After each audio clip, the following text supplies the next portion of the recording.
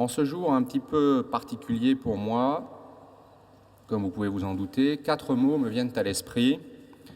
Émotion, fierté, humilité, confiance.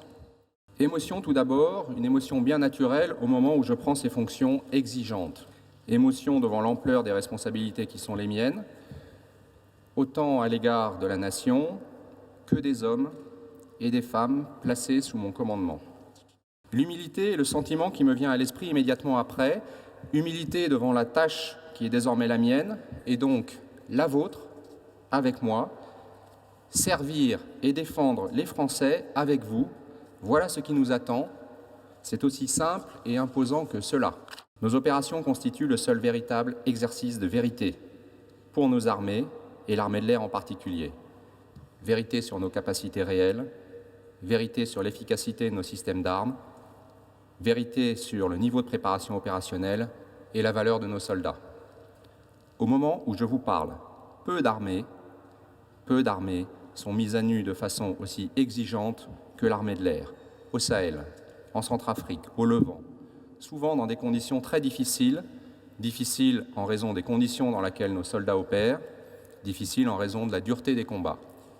Officiers, sous-officiers, militaires du rang, personnel civil, quelle que soit votre mission, vous détenez une parcelle de cette responsabilité que l'armée de l'air s'est vue confier par la nation et par le chef des armées.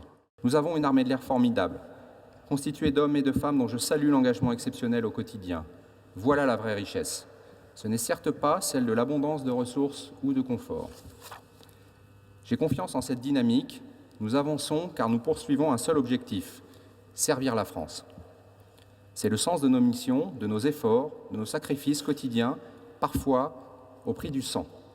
C'est quelque chose qui nous dépasse et en même temps qui nous permet de rayonner et d'être dans la vie de la nation.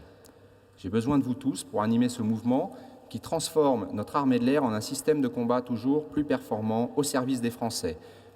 Vous, les aviateurs, vous, les commandants de base, vous, les commandeurs, gardez à l'esprit qu'en ce 21 septembre, plus que jamais, nous restons tous unis pour faire face.